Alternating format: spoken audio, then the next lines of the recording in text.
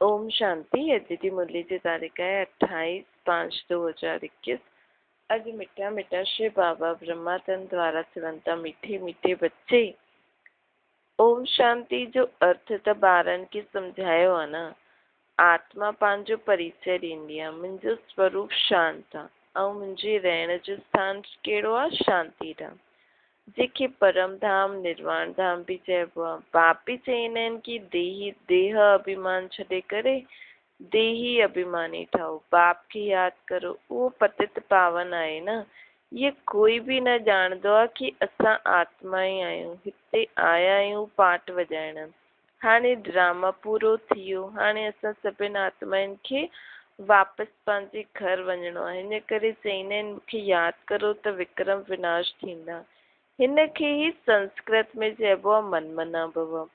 बाबा कोई संस्कृत में थोड़ी चयो अथई, बाबा त हिन हिंदी भाषा में ई चयो अथई कि मूंखे यादि करो त विक्रम विनाश थींदा। जीअं गवर्नमेंट भी चईंदी आहे न हिकु ई हिंदी भाषा हुजणी खपे। बाबा भी वास्तव में हिंदी में ही सम्झाईंदा आहिनि, परंतु हिन समय अनेक धर्म मथ पंट थियण जे कारण भाषाऊं भी अनेक करे छॾी अथनि। सत्युग में एतिरियूं भाषाऊं हूंदियूं न जेतिरियूं हिते आहिनि। गुजरात में रहण वारनि जी भाषा अलॻि आहे, जो जे गांव में रहंदो आहे उहो हुतां जी ही भाषा ॼाणंदो आहे। अनेक मनुष्य आहिनि, अनेक भाषाऊं आहिनि। सत्युग में त हिकु ही धर्म हिकु ही भाषा हूंदी। हाणे तव्हां ॿारनि खे सृष्टि जी आदि मध्य अंत जी नॉलेज बुद्धि में आहे न। ये कोई शास्त्रनि में न आहे, अहिड़ो कोई शास्त्र न आहे जंहिंमें इहा नॉलेज हुजे। न कल्प जी आयु जो ही लिखल आहे, न ही कल्प जी आयु जो ही लिखल आहे, न ही कंहिंखे पतो आहे। सृष्टि त हिकु ई आहे। सृष्टि जो चक्कर फिरंदो रहंदो आहे, नई खां पुराणी, पुराणी खां नई।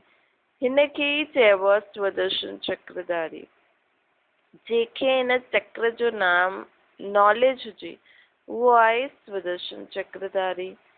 सृष्टि जो ज्ञान जंहिंमें हूंदो आहे उहो हूंदो आहे स्वदर्शन चक्रधारी, ऐं सृष्टि जो ज्ञान ही स्वदर्शन चक्र आहे। आत्मा खे ज्ञान हूंदो आहे न, ये सृष्टि कीअं चक्कर फिरंदो आहे सृष्टि जो, उहो पोइ कृष्ण खे विष्णु खे स्वदर्शन चक्र ॾेई छॾींदा आहिनि। हाणे बाप सम्झाईंदा आहिनि कि उन्हनि खे त नॉलेज हुई न उहो त सत्युग में हूंदा। सत्युग में त कंहिंखे नॉलेज हूंदी न, नॉलेज त संगम युग ते हूंदी आहे। हाणे बाबा जे ॿारनि खे इहे नॉलेज आहिनि। बाबा जा ॿार ई सुदर्शन चक्रधारी आहिनि। सुदर्शन चक्रधारी ठही करे पोइ पाण देवता ठहींदासीं। सृष्टि जी आदि मध्य अंत जी नॉलेज बाप ई ॾींदा आहिनि। इहे सुदर्शन चक्र आहे न, बाक़ी कोई हिंसा जी त ॻाल्हि कान्हे जंहिंसां कंहिंजो गलो कटऊं। इहे सभु कूड़ियूं ॻाल्हियूं आहिनि। इहे नॉलेज बाप जे सिवाय कोई मनुष्य मात्र ॾेई नथो सघे। मनुष्य खे कॾहिं भॻवान न चईंदासीं, जबकि ब्रह्मा विष्णु शंकर खे भी देवता चईंदा आहिनि। जो बाप जी महिमा आहे वो देवताउनि जी न आहे। बाप त राजयोग सेखारींदो आहे न, ईअं न चईंदासीं। ॿारनि जी भी महिमा उहा आहे जो बाप जी आहे न। ॿारनि जी ॿार पोइ पुनर्जन्म भी वठंदा आहिनि न, बाप त पुनर्जन्म न वठंदा आहिनि। ॿार बाप खे यादि कंदा आहिनि। ऊच ते ऊच भगवान आहे, उहो सदा पावन आहे। बाप जी महिमा सदा अलॻि छो आहे? छोजी बाबा जी शक्तियूं गुण ख़तम न थींदियूं आहिनि, उहो सदा आहे ई। ॿार जो पुनर्जन्म में अची शक्तियूं गुण आदि घटि थींदा वेंदा अथनि ॿारनि जा। इन करे ऊच ते ऊच उहो भॻवानु आहे, उहो सदा पावन आहे। ॿार पावन ठही पोइ पतित ठहींदा आहिनि। बाप त आहे ई एवर पावन। बाप जो वरसो भी ज़रूरु, बाबा जो वरसो भी ज़रूरु खपे न ॿारनि खे। हिकु त मुक्ति जो वरसो आहे, ॿियो जीवन मुक्ति जो वरसो आहे। शांति धाम खे मुक्ति, सुख धाम खे जीवन मुक्ति चईंदासीं। मुक्ति त सभिनि खे मिलंदी ई आहे। जीवन मुक्ति उन्हनि खे मिलंदी जो पढ़ंदा। भारत में बरोबर जीवन मुक्ति हुई, बाक़ी सभु मुक्ति धाम में हुया। सत्युग में सिर्फ़ हिकु ही भारत खंड हुयो। श्री लक्ष्मी श्री नारायण जो राज्य हुयो न, बाबा सम्झायो तई लक्ष्मी नारायण जे मंदिर सभिनि खां जास्ती ठहींदा आहिनि। बिरला आदि जो मंदिर ठाहींदा है उहो भी ये ॻाल्हियूं ॼाणंदा न आहिनि कि लक्ष्मी नारायण खे बादशाही काथां मिली, केतिरो समय इन्हनि राज कयो, पोइ इहे काॾे हली विया, कुझु बि न ॼाणंदा आहिनि। त जीअं गुड़ियनि जी पूजा कंदा आहिनि न, हिननि खे चइबो आहे भक्ति। भक्ति अर्थात जंहिंजे बारे में कुझु पतो न आहे ऐं पाण उन्हनि खे यादि था करूं, भोग था लॻायूं, पूजा था करूं, मंदिर था ठाहियूं, आपे ई पूज्य पोइ आपे ई पुजारी। असां ई त पूज्य हुयासीं, असां ई त लक्ष्मी नारायण हुयासीं न, असां ई पुजारी ठही हुनजी पूजा था करूं। पूज्य ऐं पुजारियुनि में फ़र्क़ु त थींदो ई आहे, उनजो बि अर्थ थींदो आहे। पतित हुनखे चइबो आहे जो विकारी आहे, क्रोधी खे पतित न चईंदासीं। जो विकार में वेंदा आहिनि उन्हनि खे पतित चइबो आहे। हिन समय तव्हांखे ज्ञान अमृत थो मिले न, ज्ञान सागर आहे हिकु बाप। बाबा सम्झायो त ईअं भारत ई सतो प्रधान ऊच ते ऊच हुयो, हाणे तमो प्रधान ठहियो आहे। इहा तव्हांजी बुद्धि में आहे न, हिते कोई राजा ई त आहे न, इहा आहे ई प्रजा जो प्रजा ते राज्य। सतयुग में ॾाढा थोड़ा हुया, हाणे त केतिरा ढेर माण्हू आहिनि, विनाश जी तयारी बि थींदी थी रहे। दिल्ली पाकिस्तान त ठहिणो ई आहे न, परंतु इहे कोई बि ॼाणंदो न आहे। उहो त सम्झंदा आहिनि इहा न्यू दिल्ली आहे। हिन पुराणी दुनिया खे पलटाइण जो कमु कंहिंजो आहे? बाप जो। इहो बि कंहिंखे पतो न आहे, कोई शास्त्रनि में बि न लिखियलु आहे। सम्झाइण वारो त हिकु बाप आहे। हाणे तव्हां ॿारनि खे नई दुनिया जे लाइ तयारी था करो न, तव्हां ॿार। नई दिल्ली नई दुनिया में हूंदी। हाणे केतिरो बि तव्हां चीजुनि खे नए तरीक़े सां ठाहियो, लेकिन नई त नई दुनिया में ई हूंदी। हाणे पाण आत्मा जी कौड़ी सां हीरे मिसल था ठहूं। भारत केतिरो सॉल्वेंट हुयो, ॿियो कोई धर्म न हुयो, हाणे त अनेक धर्म आहिनि। हाणे रहमदिल बाप खे यादि करो, भारत सुखधाम हुयो, इहो भुलिजी विया आहियूं न। हाणे त भारत जो छा हाल थी वियो आहे? न त भारत स्वर्ग हुयो, बाप जो जन्म स्थान हुयो न। त ड्रामा अनुसार बाबा खे तरस पियो आहे। भारत जो हाल ॾिसी करे भारत हेवन सुखधाम हुयो, बाबा हाणे भारत जो हाल ॾिसी हुननि ते रहम करण आयो आहे। बाबा जो जन्म स्थान ई भारत आहे। भारत त प्राचीन देश आहे। चईंदा बि आहियूं बरोबर क्राइस्ट खां 3000 वर्ष पहिरियों भारत स्वर्ग हुयो, ॿियो कोई बि धर्म न हुयो। हाणे इहो भारत बिल्कुलु पट ते अची करे पियो आहे। ॻाईंदा बि आहियूं न, भारत असांजो देश सभिनि खां ऊचो हुयो, नाम ई आहे हेवन स्वर्ग। भारत जी महिमा जे बारे में बि कंहिंखे पतो न आहे। बाप ई अची करे भारत जी कहानी ॿुधाईंदो आहे कि भारत खे एतिरो ऊच छो मञंदा आहियूं, ऐं हुन में भारत जी माताउनि खे एॾो ऊच छो मञंदा आहियूं, छो जो भारत जी माताऊं हाणे निमित ठहियूं आहिनि हिन नर्क खे स्वर्ग ठाहिण। भारत जी कहानी माना दुनिया जी, हिनखे सत्यनारायण जी कहानी चइबो आहे। बाप ई वेही करे पूरे 5000 वर्ष पहिरियों भारत में लक्ष्मी नारायण बाप सम्झाइनि था, पूरा 5000 वर्ष पहिरियों भारत में लक्ष्मी नारायण जो राज्य हुयो, जंहिंजा चित्र बि आहिनि। परंतु उन्हनि खे राज्य कीअं मिलियो?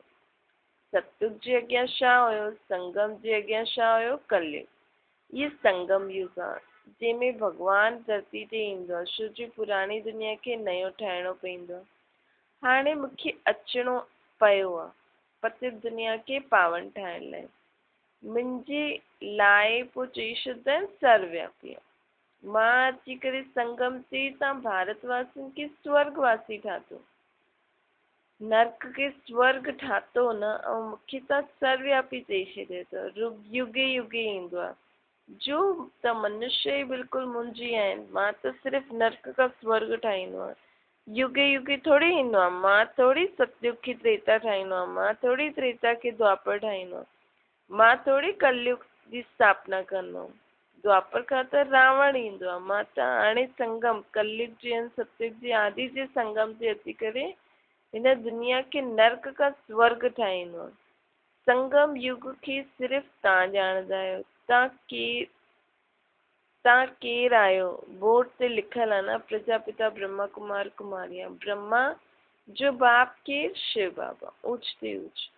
पुठियां इहा ब्रह्मा ई, पोइ पुठियां ब्रह्मा, पहिरियों शिव बाबा, पोइ ब्रह्मा द्वारा पाण रचना। प्रजापिता त ज़रूर ब्रह्मा खे ई चईंदासीं न, शिव खे प्रजापिता न चईंदासीं। शिव सभिनि आत्माउनि जो निराकार बाप आहे। पोइ अची करे प्रजापिता ब्रह्मा द्वारा असां ॿारनि खे एडॉप्ट कंदा आहिनि। बाबा सम्झाईंदा आहिनि, मां हिन में प्रवेश कयो आहे, हिन द्वारा मुख वंशावली ब्राह्मण ठहिया आहियो। ब्रह्मा द्वारा ई तव्हां ब्राह्मण ठहिया आहियो। पोइ हाणे देवता ठहियो था। हाणे तव्हां ब्रह्मा जा ॿार आहियो। ब्रह्मा कंहिंजो ॿार आहे? ब्रह्मा जो बाप जो कोई नाम आहे? उहो आहे निराकार शिव बाप।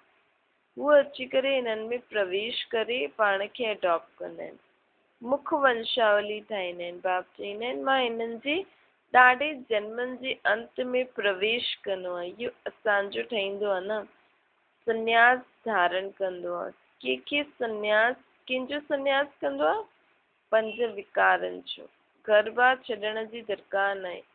व्यस्त व्यवहार में रहंदे पवित्र रहो। मामिकम यादि करो त विक्रम विनाश थींदो।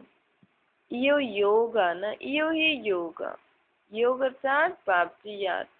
कर्म योग अर्थात कर्म कंदे बि बाप जी यादि आहे। हिन ई यादि सां पंहिंजी खाद निकिरंदी। आत्मा में जेकी खाद पयल आहे न, उहो हिन ई यादि सां निकिरंदी ऐं तव्हां सतो प्रधान ठही वेंदव।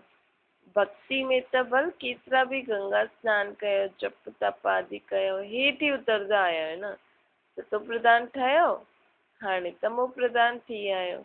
पहिरियों त सतो प्रधान हुयो, द्वापर युग खां भक्ति कंदे कंदे तमो प्रधान थी विया आहियो। हाणे सतो प्रधान कीअं ठहूं? बाबा चईंदा आहिनि, द्वापर युग खां तव्हां विकार में वियो, पोइ भक्ति शुरू कयो। त विकार में बि वञो था, भक्ति बि करो था, पोइ सतो प्रधान कीअं थींदो? त इन करे हाणे विकारनि जो संन्यास करो ऐं मूंखे यादि करो त सतो प्रधान थी वेंदो। हाणे मां ई तव्हांखे रास्तो ॿुधाए सघंदो आहियां कि सतो प्रधान कीअं ठहिणो आहे। बाप त बिल्कुलु ई सहज ॻाल्हियूं ॿुधाईंदा आहिनि। मामिकम यादि करो। इहे बाबा आत्माउनि सां ॻाल्हियूं कंदा आहिनि, कोई गुजराती व सिंधियुनि सां न ॻाल्हियूं कंदा आहिनि। इहे रूहानी ज्ञान आहे न। शास्त्रनि में आहे जिस्मानी ज्ञान, रूहनि खे ई ज्ञान खपे। छो जी रूह ई पतित थी आहे न। जेकी बीमार हूंदी, जेकी बिगड़ल चीज हूंदी, उनखे सुधारंदासीं न। इनखे ई रूहानी इंजेक्शन, आत्मा खे ई रूहानी इंजेक्शन खपे। बाप चईंदो आहे, मां रूहानी अविनाशी सर्जन आहे न। मां अची करे ख़ुदि जो परिचय ख़ुदि ई ॾिनो आहे कि मां रूहानी सर्जन आहियां। तव्हांजी आत्मा पतित थियण जे कारण शरीर बि रोगी थी वियो अथव। हिन समय भारतवासी तथा सॼी दुनिया नर्कवासी आहे। पोइ स्वर्गवासी कीअं थिए? सो बाप ई सम्झाईंदा आहिनि। बाप चईंदा आहिनि, मां अची करे तव्हां सभी ॿारनि खे स्वर्गवासी ठाहींदा आहिनि। तव्हां बि सम्झंदा आहियो बराबरि असां नर्कवासी हुआसीं। कलयुग खे नर्क चइबो आहे। हाणे नर्क जो बि अंत आहे। भारतवासी हिन समय रौ नर्क में पिया आहिनि। हिनखे सॉर्वेंटी बि न चईंदासीं। लड़ाई झगड़ो कंदा रहंदा आहिनि। हाणे बाप स्वर्ग में त वठी वञण लाइ, स्वर्ग में वठी वञण लाइ लाइक़ था ठाहिनि। त हुननि जो मञिणो खपे न। पंहिंजे धर्म शास्त्र खे बि न ॼाणंदा आहिनि, बाप खे बि न ॼाणंदा आहिनि। बाप चईंदा आहिनि, मां तव्हांखे पतित खां पावन ठाहियो हुयो, न कि कृष्ण चईंदो आहे। मां ई पतित खां तव्हांखे पावन ठातो हुयो। कृष्ण जी आत्मा खे बि मां ई पावन ठातो। कृष्ण त पावन नंबर 1 हुयो। उनखे चईंदा बि आहियूं श्याम सुंदर। कृष्ण जी आत्मा पुनर्जन्म वठी वठी करे श्याम थी वेंदी आहे, अर्थात काम चिता ते वेही करे कारी थी वेंदी आहे न। जगदम्बा खे कारो छो ॾेखारींदा आहिनि, इहे बि न ॼाणंदा आहिनि। जे कृष्ण खे कारो ॾेखारियो अथनि, उहो जगदम्बा खे बि कारो ॾेखारींदा आहिनि। हाणे त कारे खां सुंदर था ठहूं, अर्थात विकारी खां निर्विकारी था ठहूं। तव्हां सम्झाए सघंदा आहियो भारत बि पहिरियों सुंदर हुयो। सुंदरता ॾिसणी हुजेव त अजमेर में सोनी द्वारिका में ॾिसो। स्वर्ग में सोने हीरे जा महल हुया, हाणे त पत्थर पित्तर जा आहिनि, सभु तमो प्रधान आहे। त ॿार ॼाणंदा आहिनि शिव बाबा ब्रह्मा दादा ॿई इकट्ठा आहिनि, हिन करे बाप दादा चइबो आहे। वरितो शिव बाबा खां मिलंदो आहे। अगरि दादा खां चईंदासीं त बाक़ी शिव बाबा वटि छा आहे? वरितो शिव बाबा वटि आहे न। शक्तियूं गुण ज्ञान त उन्हनि वटि अथसि। ब्रह्मा द्वारा पाण खे मिले थो, ब्रह्मा द्वारा विष्णुपुरी जी स्थापना थी थिए। हाणे त रावण जो राज्य आहे, सिवाय तव्हांजी सभु नरकवासी आहिनि। तव्हां संगम युग ते आहियो, हाणे पतित खां पावन ठहो था त पोइ विश्व जा मालिक थी वेंदव। ये कोई मनुष्य नथो पढ़ाए, तव्हांखे मुरली केरु थो ॿुधाए? शिव बाबा। मुरली अर्थात ज्ञान जी ॻाल्हियूं। ये ज्ञान जी ॻाल्हियुनि सां आत्मा मिठी थी वेंदी आहे, डांस कंदी आहे त मुरली नाम रखी छॾियो अथनि। परम धाम खां ईंदो आहे बाबा पुरानी दुनिया पुराने शरीर में, हिन दुनिया खे नर्क खां स्वर्ग ठाहिण लाइ। कोई खे निश्चय थी वञे त पोइ बाप सां मिलण जे सिवाइ रही न सघे। चए असांखे त बेहद जे बाप सां मिलणो, असां त ठहरी नथा सघूं। चईंदा आहिनि बेहद जो बाप जो स्वर्ग जो मालिक चाहींदो आहे, उन्हनि वटि त असांखे फौरन वठी हलो। ॾिसो त सही, ॾिसूं त सही शिव बाबा जो रथ केरु आहे? उहो माण्हू बि त घोड़े खे श्रृंगारदा आहिनि, पट को निशानी रखंदा आहिनि। उहो रथ त मोहम्मद जो हुयो जंहिं धर्म स्थापन कई। भारतवासी पोइ बैल खे ॾेखारींदा आहिनि, बैल खे तिलक लॻाईंदा आहिनि, मंदर में रखंदा आहिनि। सम्झंदा आहिनि हिन ते शिव जी सवारी थी। हाणे बैल ते त न शिव हूंदो न शंकर ईंदो। बैल त न शिव जी सवारी आहे न शंकर जी, कुझु बि सम्झंदा न आहिनि। शिव निराकार, उहो कीअं सवारी कंदो आहे? टंगियूं खपनि न, टंगियूं खपनि जो बैल ते अची करे वेही सघे। इहा आहे अंधश्रद्धा। अच्छा, ओम शांति। वरदाना पंहिंजे संपूर्ण स्वरूप खे जो आह्वान द्वारा, पंहिंजे संपूर्ण स्वरूप जो आह्वान द्वारा आवागमन जे चक्कर खां छुटण वारा लकी सितारा ठहो। हाणे पंहिंजी संपूर्ण स्थिति व संपूर्ण स्वरूप जो आह्वान करो त उहो ई स्वरूप सदा स्मृति में रहे। पोइ कॾहिं ऊंची स्थिति कॾहिं नीची स्थिति जे अचण वञण जो जेको चक्कर आहे उन सां छुटिजी वेंदो।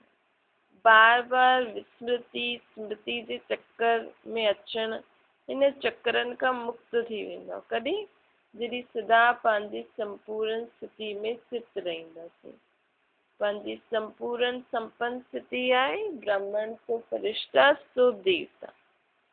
उहो माण्हू जनम मरण जे चक्कर सां छुटणु चाहींदा आहिनि ऐं तव्हां ॿार व्यर्थ ॻाल्हियुनि सां छुटणु चाहींदा आहियो।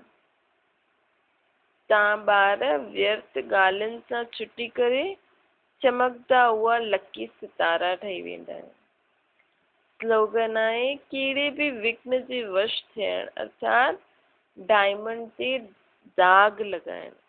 त हाणे विघ्ननि जे वश न थियो। विघ्न ईंदा लेकिन पंहिंजी स्थिति सदा हिकु रस रहे। मुंहिंजो त बाबा ॿियो न कोई। बाबा सां गॾु सदा रहो त चीजूं ईंदियूं हली वेंदियूं, चीजूं ईंदियूं हली वेंदियूं ऐं पाण सदा चमकदा हुआ लकी सितारा रहंदासीं। ओम शांति।